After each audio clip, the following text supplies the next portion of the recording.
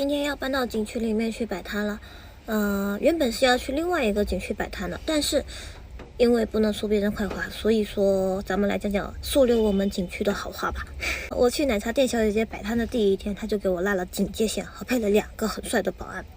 昨天商量好搬到里面去摆摊后，他还给我们多配了一个保洁和送了一个大大的垃圾桶。天知道我这3天摆摊都是用一个纸箱装着垃圾，现在咱们终于拥有了自己一个大大的垃圾桶。